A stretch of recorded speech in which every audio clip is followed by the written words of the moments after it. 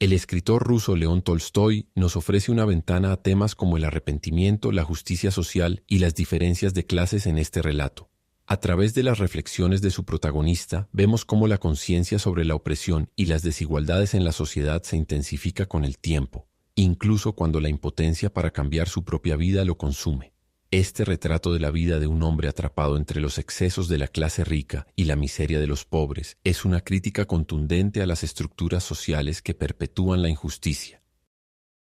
No hay culpables. Mi suerte es extraña y maravillosa.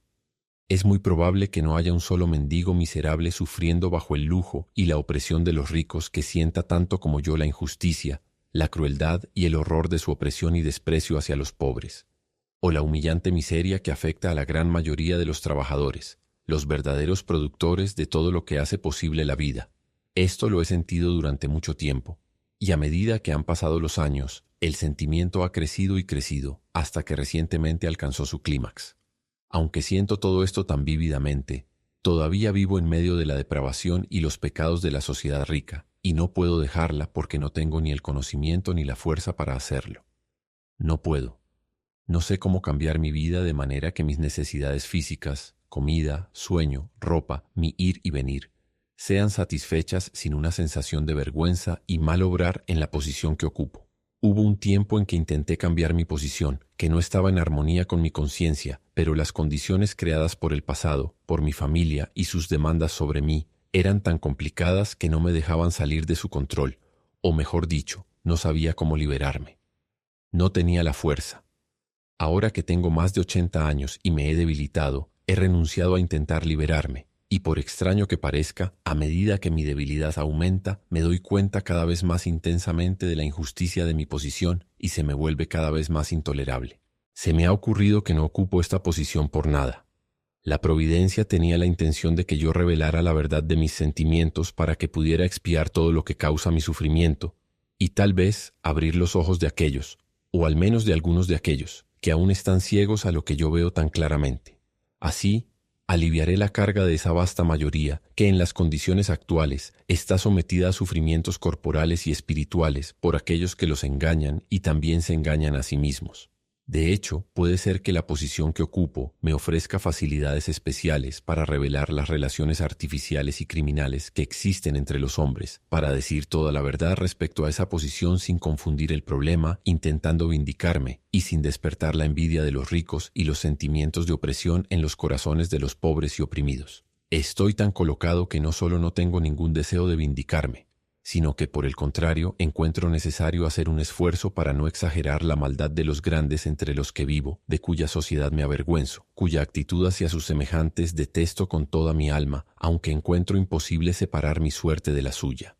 Pero también debo evitar el error de aquellos demócratas y otros que al defender a los oprimidos y esclavizados no ven sus fallas y errores, y que no hacen suficientes concesiones a las dificultades creadas y los errores heredados del pasado, lo cual en cierto grado disminuye la responsabilidad de las clases altas.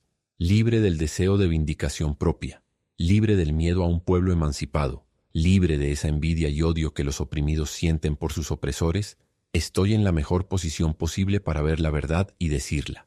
Tal vez por eso la providencia me puso en tal posición.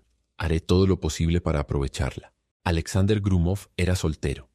Empleado en un banco de Moscú con un salario de 8.000 rublos al año, un hombre muy respetado en su círculo social se encontraba alojado en una casa de campo. Su anfitrión era un terrateniente adinerado, dueño de unas 1.000 hectáreas, y estaba casado con la prima del invitado. Grumov, cansado después de una velada de juego de cartas por pequeñas apuestas con los miembros de la familia, se dirigió a su habitación y colocó su reloj, su pitillera de plata, su billetera, su gran monedero de cuero y su cepillo y peine de bolsillo sobre una pequeña mesa cubierta con un mantel blanco. Luego, quitándose el abrigo, el chaleco, la camisa, los pantalones, la ropa interior, los calcetines de seda y las botas inglesas, se puso el camisón y la bata de dormir. Su reloj marcaba la medianoche. Grumov fumó un cigarrillo. Se recostó boca abajo durante unos 5 minutos repasando las impresiones del día. Luego, apagando su vela, se dio la vuelta de lado y se quedó dormido alrededor de la 1, a pesar de cierta inquietud. Despertando a la mañana siguiente a las 8, se puso las pantuflas y la bata de dormir y tocó el timbre. El viejo mayordomo Stephen, padre de una familia y abuelo de 6 nietos que había servido en esa casa durante 30 años, entró apresuradamente en la habitación con las piernas encorvadas, llevando las botas recién lustradas que Grumov se había quitado la noche anterior, un traje bien cepillado y una camisa limpia. El huésped le agradeció y luego le preguntó cómo estaba el tiempo. Las persianas estaban bajadas para que el sol no impidiera que alguien durmiera hasta las 11 si así lo deseaba. Y si sus anfitriones habían dormido bien. Miró su reloj, todavía era temprano, y comenzó a lavarse y vestirse. El agua estaba lista y todo en el lavamanos, y la cómoda estaba listo para usarse y bien dispuesto, su jabón, sus cepillos de dientes y de pelo, sus tijeras y limas de uñas. Se lavó las manos y la cara con calma, limpió y arregló sus uñas, empujó hacia atrás la piel con la toalla y se esponjó su robusto cuerpo blanco de la cabeza a los pies.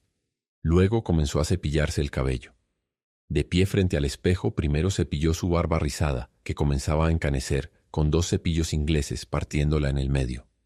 Luego peinó su cabello, que ya mostraba signos de adelgazarse, con un gran peine de concha de tortuga. Poniéndose su ropa interior, sus calcetas, sus botas, sus pantalones, sujetos por elegantes tirantes, y su chaleco, se sentó sin abrigo en una silla cómoda para descansar después de vestirse. Encendió un cigarrillo y comenzó a pensar a dónde iría a caminar esa mañana, al parque o al bosque. Pensó que iría al bosque. Luego debía contestar la carta de Simon Nikolaevich, pero había tiempo de sobra para eso. Levantándose con una actitud resoluta, sacó su reloj. Ya eran las 9:05. Guardó su reloj en el bolsillo del chaleco y su billetera, con lo que quedaba de los 180 rublos para su viaje y los gastos incidentales de su estancia de 15 días con su primo en el bolsillo del pantalón. Colocó su estuche de cigarrillos y el encendedor eléctrico y 2 pañuelos limpios en los bolsillos de su abrigo y salió de la habitación, dejando como siempre el desorden y la confusión que había creado para que Stephen, un hombre mayor de más de 50 años, los arreglara. Stephen esperaba que Grumov lo remunerara, como decía, estando tan acostumbrado al trabajo que no sentía la menor repugnancia por ello. Echando un vistazo al espejo y sintiéndose satisfecho con su apariencia, Grumov se dirigió al comedor. Allí, gracias a los esfuerzos de la ama de llaves, el lacayo y el mayordomo adjunto, este último se había levantado al amanecer para correr a su casa y afilar la guadaña de su hijo. El desayuno estaba listo. Sobre un mantel blanco impecable se encontraba un samovar hirviendo y reluciente de plata, al menos eso parecía, una cafetera, leche caliente, crema, mantequilla y todo tipo de panes y galletas finas. Los únicos presentes en la mesa eran el segundo hijo de la casa, su tutor, un estudiante, y el secretario. El anfitrión, que era un miembro activo del Semsbo y un gran agricultor, ya había salido de la casa habiendo ido a las 8 en punto a atender su trabajo.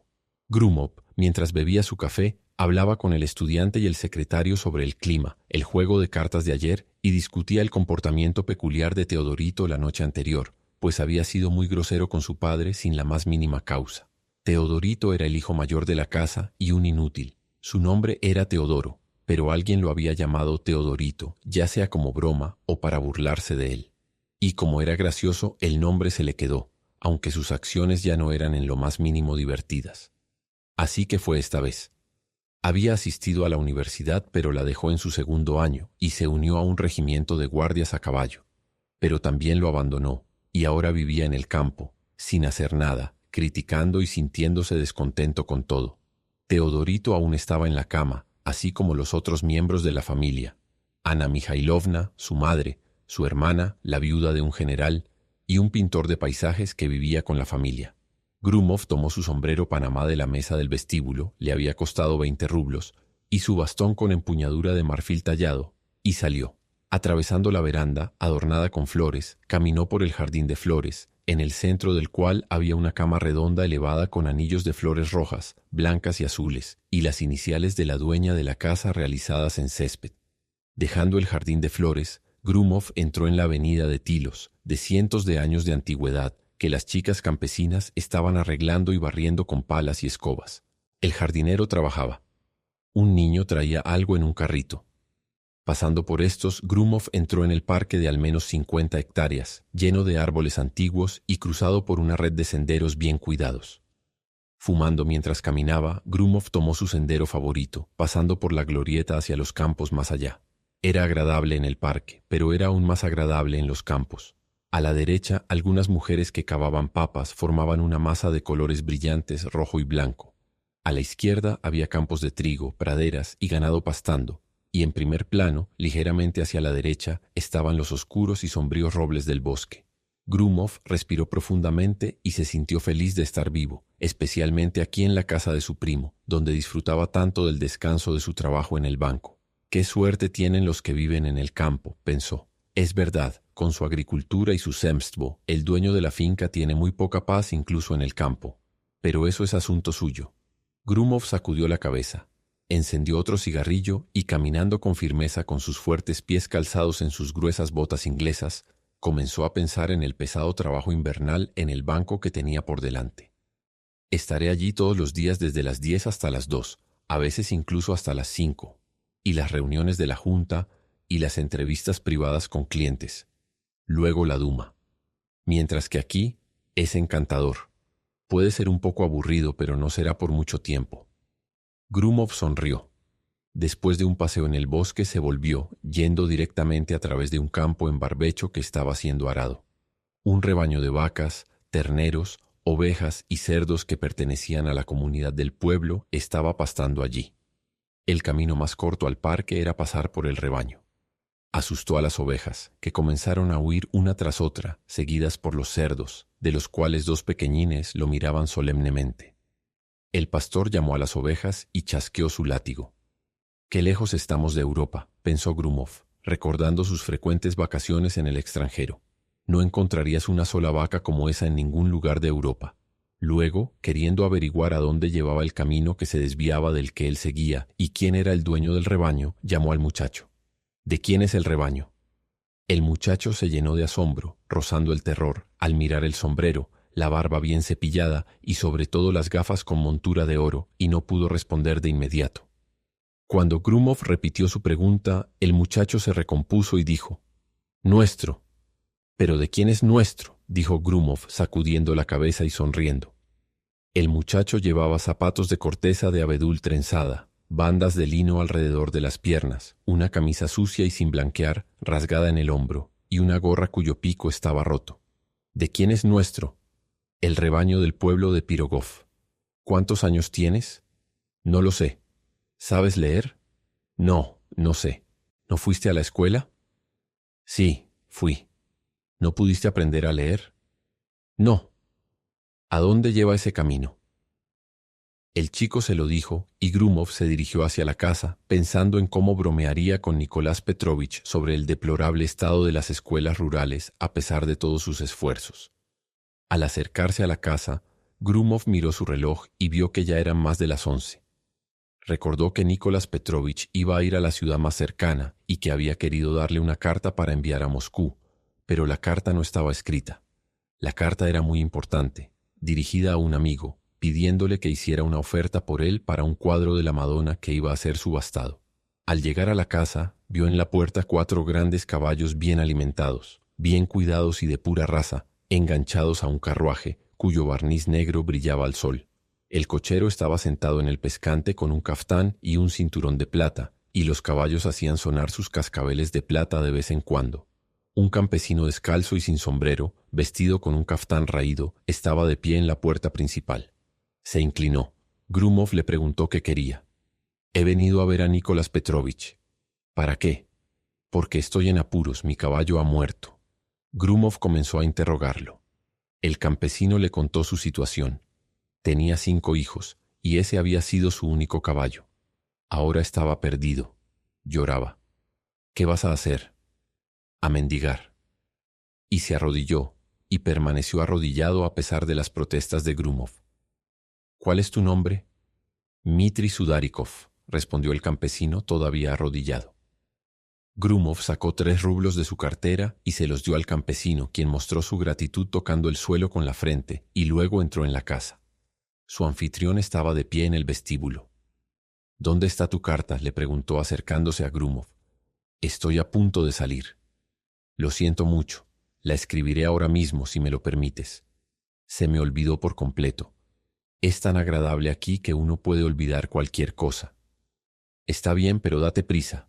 Los caballos ya llevan un cuarto de hora parados y las moscas pican con saña. ¿Puedes esperar, Arsenti?, le preguntó al cochero. ¿Por qué no?, dijo el cochero pensando para sí mismo. ¿Por qué piden los caballos cuando no están listos? Todo el apuro de los mozos y de mí, solo para quedarnos aquí alimentando a las moscas. Inmediatamente. Grumov se dirigió a su habitación, pero se volvió para preguntar a Nicolás Petrovich sobre el campesino mendigo. ¿Lo has visto? Es un borracho, pero aún así merece lástima. Date prisa. Grumov sacó su estuche con todos los materiales necesarios para escribir. Escribió la carta, hizo un cheque por 180 rublos y, cerrando el sobre, se lo llevó a Nicolás Petrovich. Adiós. Grumov leyó los periódicos hasta la hora del almuerzo. Solo leía los periódicos liberales, la Gaceta Rusa, Discurso, a veces la Palabra Rusa, pero no tocaba el Nuevo Tiempo al que su anfitrión estaba suscrito. Repasaba tranquilamente las noticias políticas. Mientras revisaba las actividades del zar, las del presidente y los ministros y las decisiones en la Duma, y estaba a punto de pasar a las noticias generales, teatros, ciencia, asesinatos y cólera, escuchó sonar la campana del almuerzo.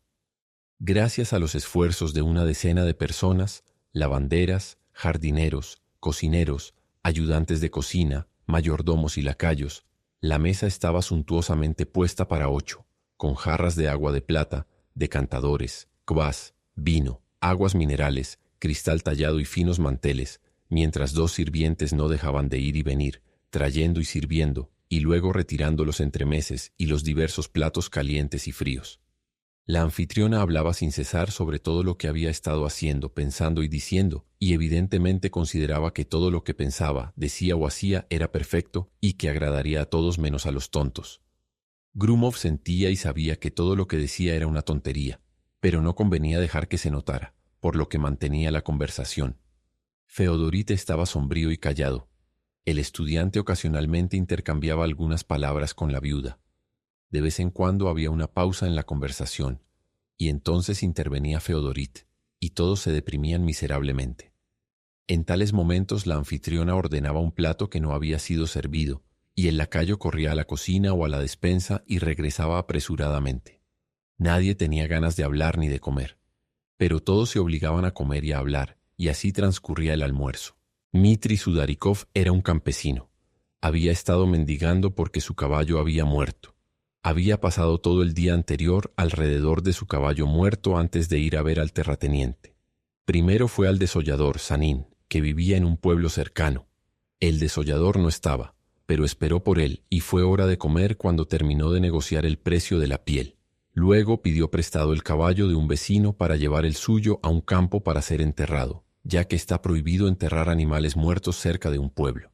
Adrián no prestó su caballo porque estaba recogiendo sus papas, pero Esteban se compadeció de Dmitri y cedió a su persuasión. Incluso le echó una mano para cargar el caballo muerto en el carro. Dmitri arrancó las cerraduras de las patas delanteras y se las dio a su esposa. Una estaba rota, pero la otra estaba entera. Mientras cavaba la tumba con una pala que estaba muy desafilada, apareció el desollador y le quitó la piel. Luego el cadáver fue arrojado al hoyo y cubierto. Dmitri se sintió cansado y fue a la cabaña de Matrena, donde bebió media botella de vodka con Sanín para consolarse.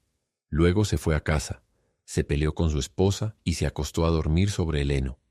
No se desnudó, sino que durmió tal cual con un abrigo raído como cobija. Su esposa estaba en la cabaña con las niñas. Eran 4, y la más pequeña tenía solo 5 semanas. Dmitri se despertó antes del amanecer como de costumbre. Gimió al recordar lo sucedido el día anterior, cómo el caballo había luchado y luego cayó. Ahora no había caballo, y todo lo que tenía era el dinero de la piel, 4 rublos y 80 kopecks. Al levantarse se arregló las vendas de lino en las piernas y atravesó el patio hacia la cabaña. Su esposa estaba metiendo paja en la estufa con una mano, y con la otra sostenía una niña pequeña contra su pecho que colgaba fuera de su camisón sucio. Dmitri se persignó 3 veces, volteando hacia el rincón donde colgaban los íconos, y repitió algunas palabras completamente sin sentido que él llamaba oraciones, a la Trinidad y la Virgen, el Credo y el Padre Nuestro. ¿No hay agua? La niña fue a buscarla. Tengo algo de té. ¿Vas a ir a ver al terrateniente? Sí, mejor voy. El humo de la estufa le hizo toser. Tomó un trapo del banco de madera y salió al porche. La niña acababa de regresar con el agua. Mitri llenó su boca de agua del balde y la roció sobre sus manos. Tomó un poco más en la boca para lavarse la cara. Se secó con el trapo, luego se peinó el cabello rizado con los dedos y salió. Una niña de unos 10 años, con nada más que una camisa sucia, se le acercó. «Buenos días, tío Mitri», dijo. «Debes venir a trillar». «Está bien, iré», respondió Mitri. Entendió que se esperaba que devolviera la ayuda dada la semana anterior por Kumushkir, un hombre tan pobre como él mismo cuando estaba trillando su propio grano con una máquina movida por caballos. «Díganles que iré. Iré a la hora del almuerzo. Tengo que ir a Ugrumi». Mitri regresó a la cabaña. Cambiándose los zapatos de corteza de abedul y las bandas de lino de sus piernas, se dirigió a ver al terrateniente. Después de conseguir 3 rublos de Grumov y la misma cantidad de Nicolás Petrovich, volvió a su casa, le dio el dinero a su esposa y se fue a la casa de su vecino. La máquina de trillar zumbaba y el conductor gritaba. Los caballos flacos avanzaban lentamente a su alrededor, esforzándose en sus arreos. El conductor les gritaba en un monótono: «Ahora, aquí, mis queridos». Algunas mujeres desataban gavillas, otras recogían la paja y las espigas dispersas, y otras más juntaban grandes brazadas de trigo y se las entregaban a los hombres para alimentar la máquina. El trabajo estaba en plena marcha. En el huerto que Mitri tuvo que atravesar, una niña, vestida solo con una larga camisa, cavaba papas que ponía en una cesta. «¿Dónde está tu abuelo?», preguntó Mitri. «Está en el granero».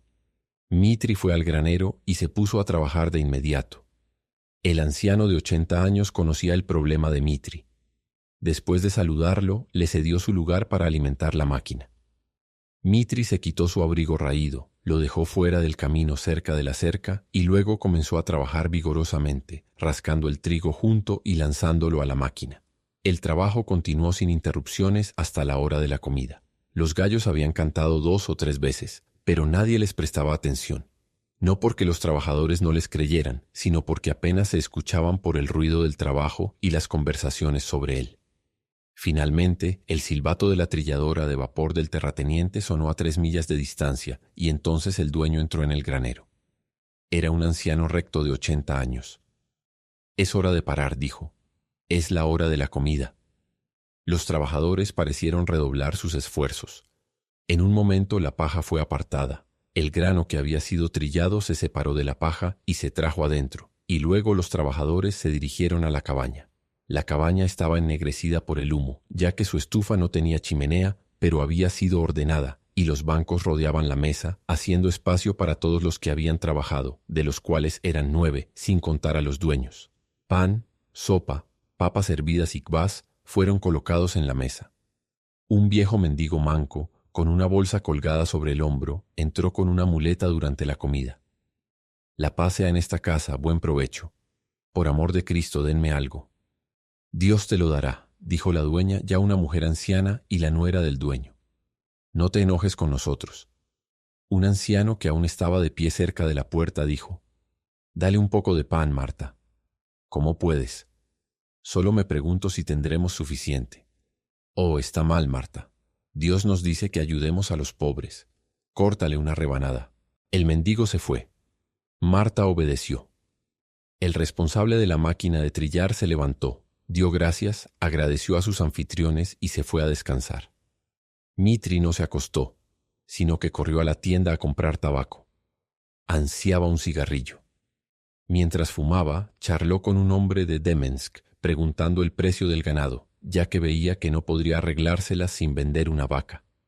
Cuando regresó con los demás, ya habían vuelto al trabajo, y así fue hasta la noche.